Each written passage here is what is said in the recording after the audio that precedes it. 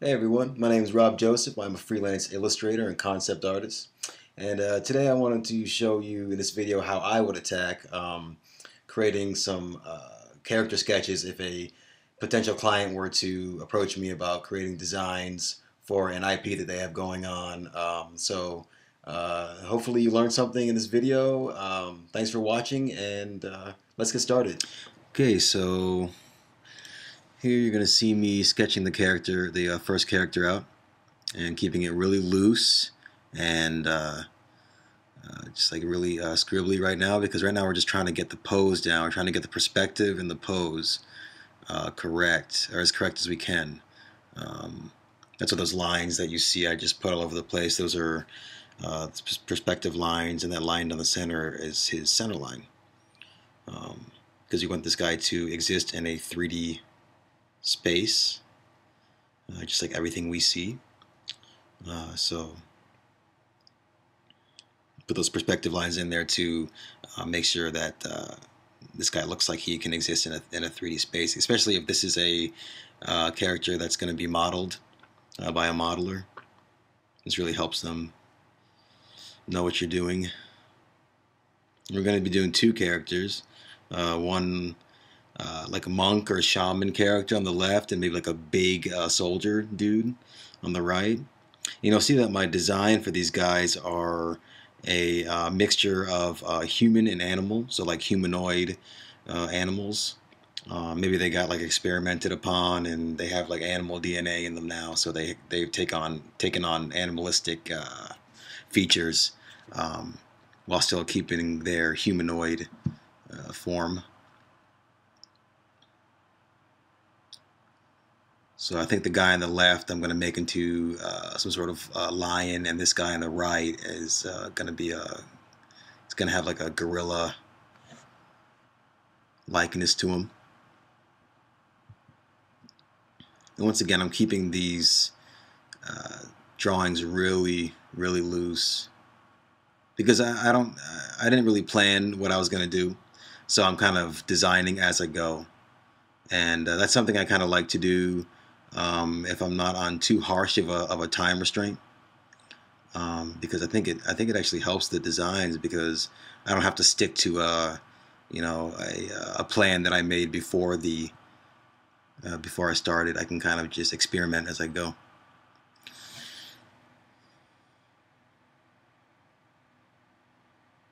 Sort of a happy accident, I've heard it called, approach to painting and designing.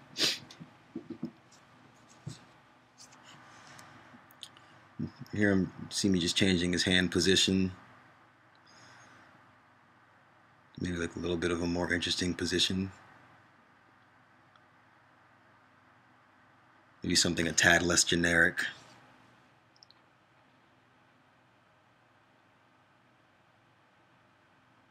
And for these guys, for the design of their clothing, and I'm trying to go for a mixture of fantasy and sci-fi. And I don't really think I figured that out like right now as I'm designing. I think I kind of figure out as I design the clothes, but that's you're going to see me doing that as I'm designing it, is kind of just figuring out what I want these designs to do and to be, and I think I choose to go for a mixture of fantasy and sci-fi, which is kind of hard to mix. So I find it interesting to try it.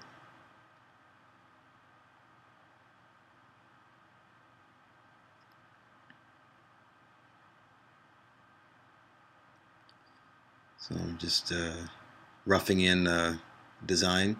Those little designs you see me putting in his shoulder pads and his upper torso there, those are kind of just like little notes to myself, because you're going to see that I'm going to basically paint over them when I do the grayscale process. So right now I'm just kind of putting them in there because just like a little note to myself that I want some sort of design like that on those areas. But I'm not necessarily refining them in the pencil or in the sketch, in the line work, because I'm going to end up painting over it.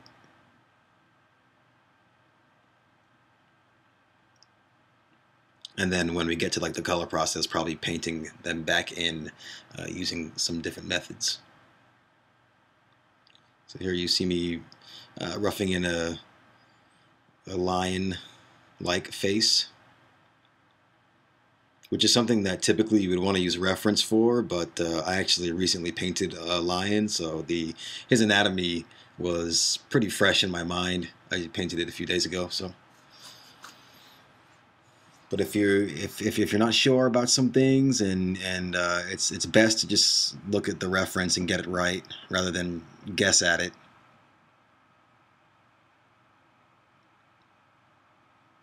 Because somebody who, I don't know, knows a lot about lines or whatever might, be like, oh, well, that doesn't look right at all.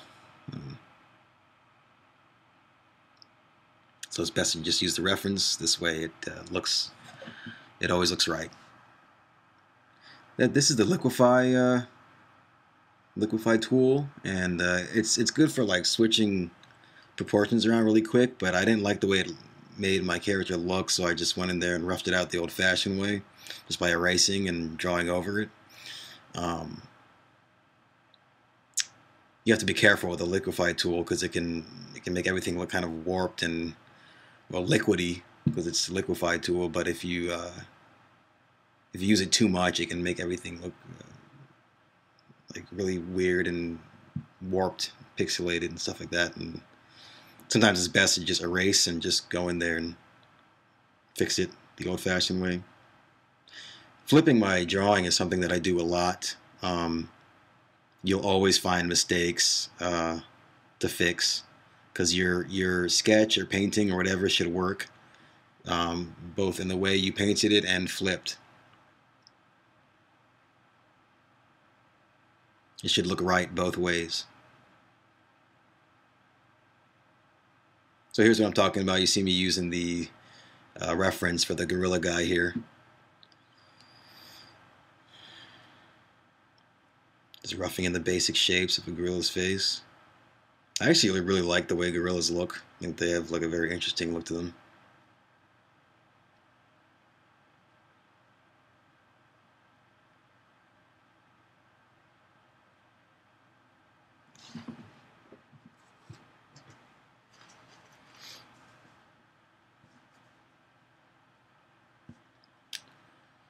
This guy to the right, I have like no idea what I want to design him to be really, except I know that I want him to be like a gorilla dude. So you see me take like a while to get his design down because I'm just experimenting. I'm just kind of experimenting as I go.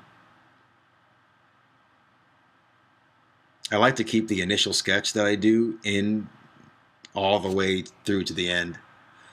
I think it gives it a traditional look when you just keep all that roughness in there. Sometimes when something is too tight and too perfect, it can lose life, and we don't want that. You'll see me trying to every which way to make this helmet I'm putting on this guy work, but eventually I get rid of it.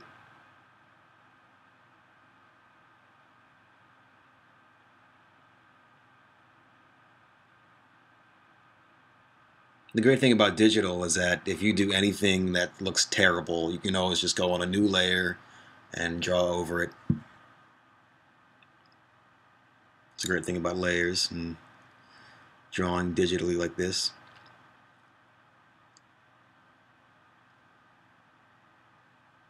Well, sometimes I forget and I do it on the same layer, and then I kind of have to just fix it.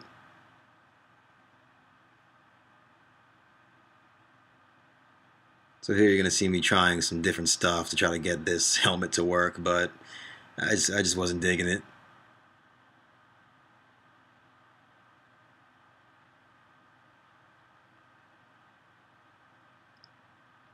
I'm going to see me skip the video to a much later version, and you're going to see his design much different in a little while.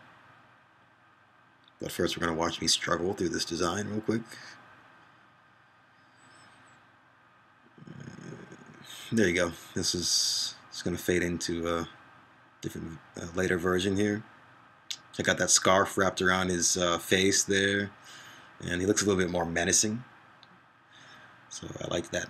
So what you see me doing right now is something that I do before the grayscaling process, in which I set the line layer to a multiply, and then on a layer below that, I paint the entire thing in like a 50% gray, or something like around a 50% gray, so that when I want to select this entire character, I can just control click that gray layer, and it'll select just him. It's almost like having like an alpha mask, so that you can just select that character, and you don't have to, like, say this was like a painting, like he was in like had a background and everything. I wouldn't have to use like the pen tool and try to like select him out. I could just control click this gray layer, and it would select his entire body and nothing else. So just scaling it up to make sure I'm using all of the canvas, or as much of the canvas as possible for these two guys. Obviously the guy to the right is going to be much bigger than this dude, but we can always do like the size comparisons on like a different document if it was needed for the job.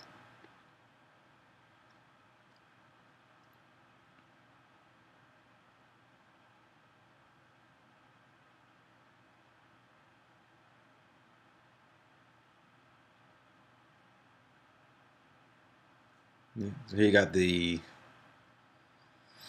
mixture of the medieval staff that he's got, but he's also got this gun strapped to his back, so that he's kind of proficient in both. This character, he's not just, maybe he's part of like a dual class for whatever game or whatever this is that we're doing, and this way he can do his magic. But if he like runs out of mana or something like that, he can whip out his sniper rifle and just start taking bad guys out with that.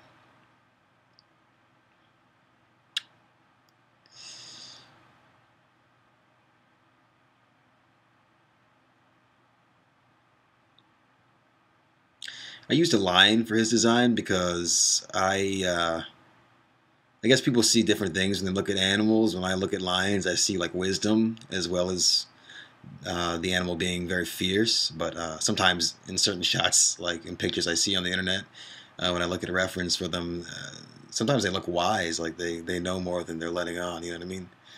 Um, so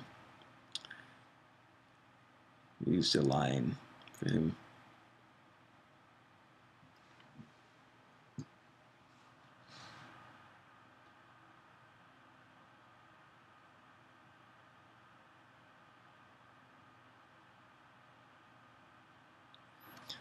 Right now, I'm just trying to figure out where my lighting source is coming from, and I'm just going in there and getting the shading and lighting as good as I can. I think my light source is coming from the top right at this point. It's pretty typical as far as lighting goes. What you just saw was me putting going into the brush settings, and using the dual brush to add some texture to my brush. I like to do that because I think it gives it like a more painterly, traditional look. I find myself always trying to achieve this traditional look to my digital art. I don't like when I see digital art and it looks too smooth, I guess you should say, or too digital. I like when it has a traditional painting appeal or look to it, even and a digital appeal to it. I like a nice mixture of both.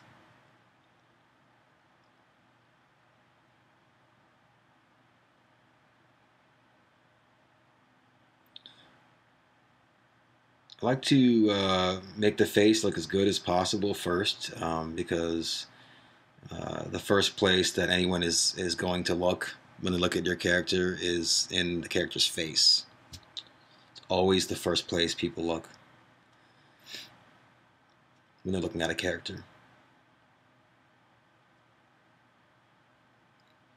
So you want to make sure that looks pretty good, so you can kind of capture their attention right off the bat.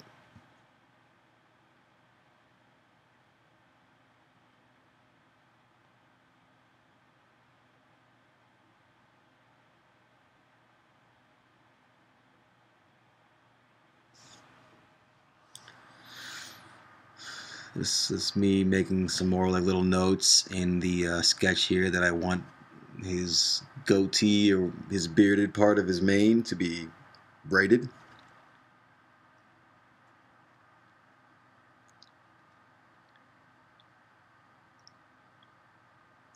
This part's it's weird because I'm trying to mix the anatomy of a human's face with the anatomy of a lion's face, and it's pretty tough. You kind of have to kind of lean more to one side, I feel, and then put a hint of the other in there, or maybe more of a hint, more than a hint. But you know,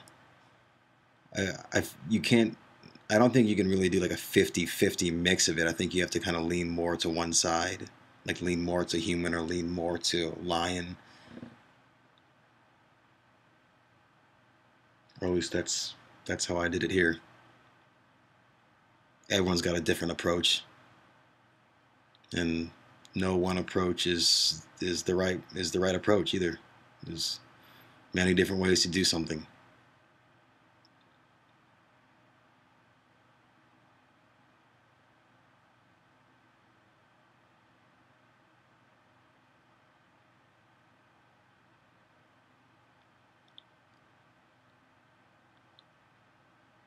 Most lions are fairly muscular, so I'm just trying to paint in some muscles in this guy. It's obviously not as big as the guy to his right, but he's still pretty cut up. He's still pretty cut up, and he's still pretty strong. So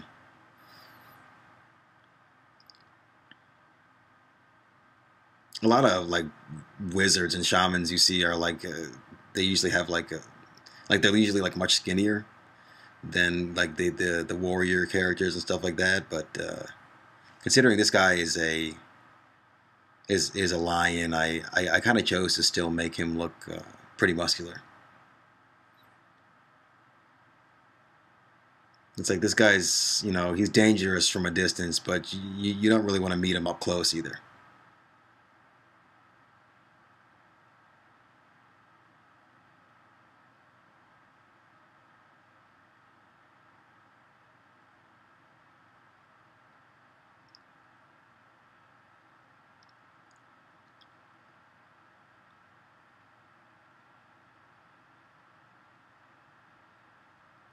As I'm doing these characters, I'm constantly thinking of backstories for these characters, and I think when I do that, it comes across in my illustration or concepts, and that's really important um, to do if you can find a way to make that come across, to almost tell a story about the character in your concept or illustration.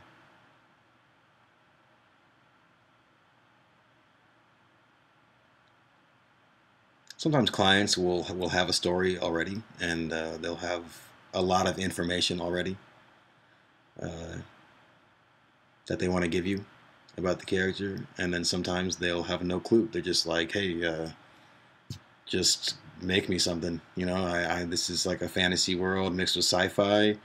I don't want just humans.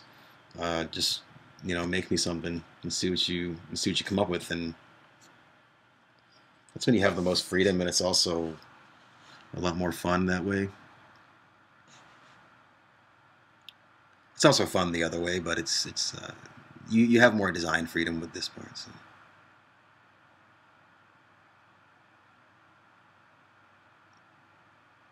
A lot of times when this hand was giving me problems, I think I just completely delete it and start again.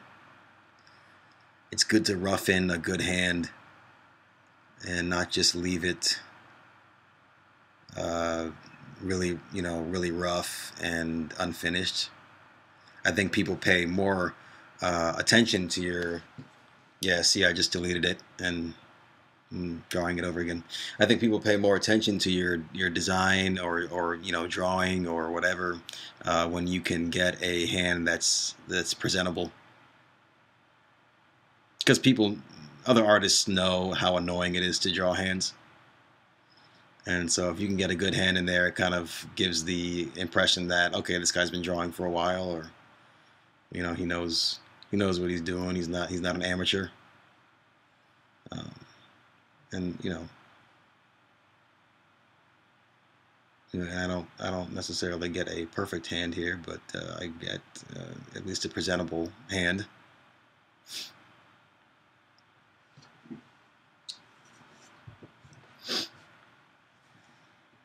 You'll see me jump around a lot when I do these things. I don't really stick to one area.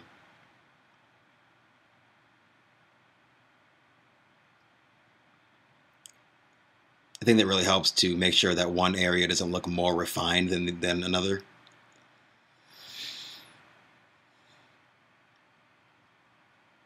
But most of the time I just do it because I get bored of rendering an area, so I just move on to another. Just keeps the excitement going. I have a lot of fun doing these things, though. I can get lost in doing these things for hours, especially when I'm kind of just experimenting on a character like this. You know, it's a lot of fun.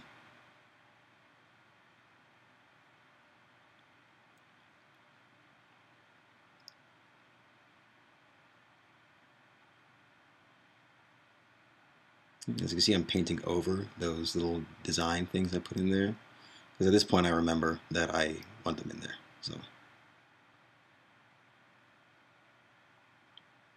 and they may not look exactly like that. Like I said, they were just notes, like to myself.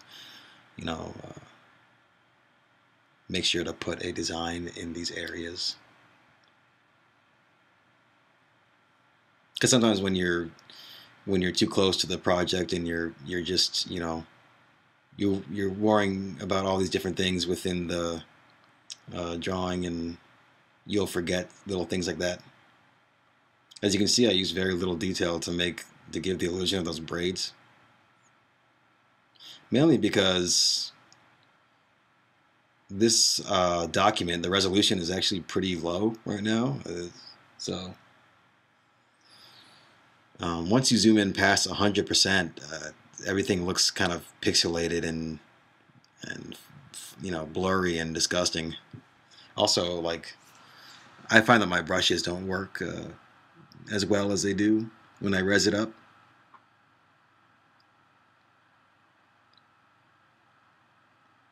So you'll see me like raise the resolution later in the later videos.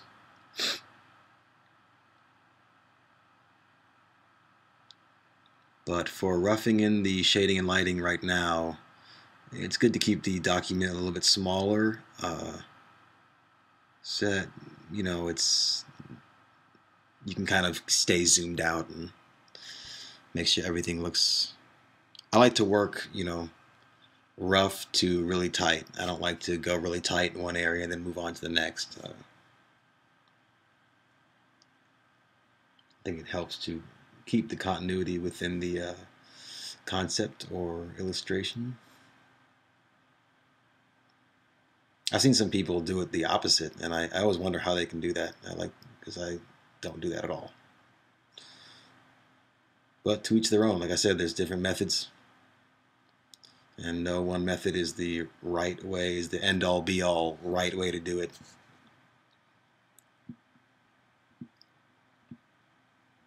All your clients are going to care about at the end of the day is this what I asked for, and does it look good?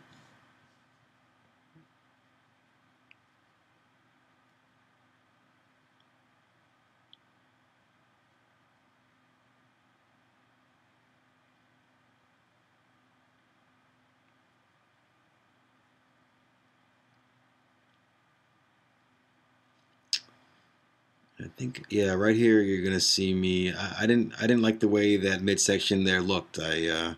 it wasn't doing it for me, and I kept trying to render it out, and it just sometimes your gut will tell you as you're painting like this does not look good, and then you'll ignore it, but eventually it'll win because that's your instinct. That's your artistic instinct telling you this is, you know, you need to work on this. You need to fix this part. It's not working.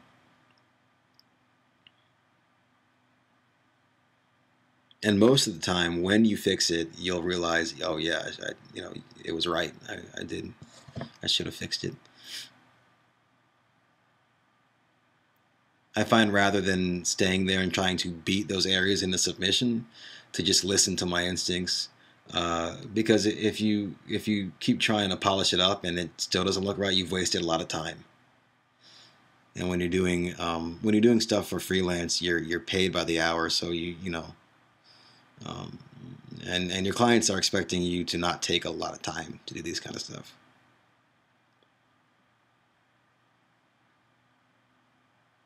Sometimes a client will have no clue how long something takes, and in that case, you could mess around a little bit as far as design and stuff like that.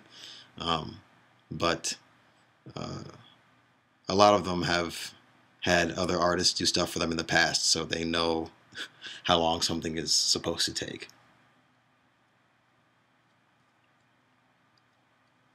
And this is not for an actual job. This is obviously this is I don't know if I said that or not. This is just like some sketches I did on my own.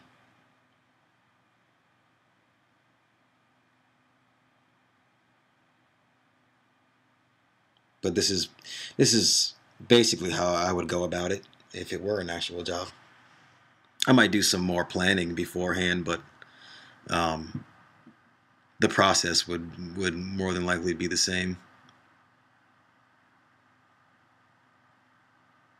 As far as technical stuff, the brush I'm using is just it's just a regular chalk brush, I believe. From it's a default brush. It's got some texture on it, which I like. Um, I like to make my own brushes to achieve certain things, but typically I mainly use this brush right here. I use it a lot, so I like the way it looks. It's not good for some stuff though. It's like for painting clouds. I've made a cloud brush that I like to use, and you know, there's tons of tutorials about making brushes on YouTube. Um, I actually have one too, but and I believe it's about making a cloud brush. So it's really easy to make a brush.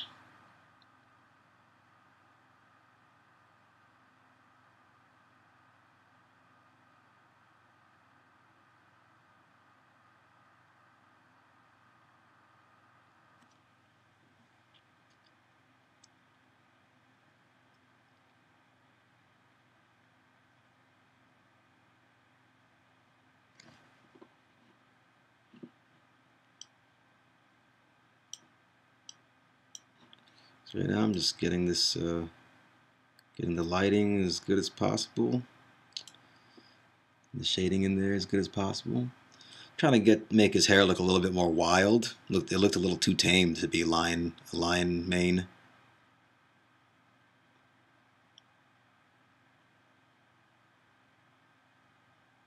See, liquify is good for very small changes.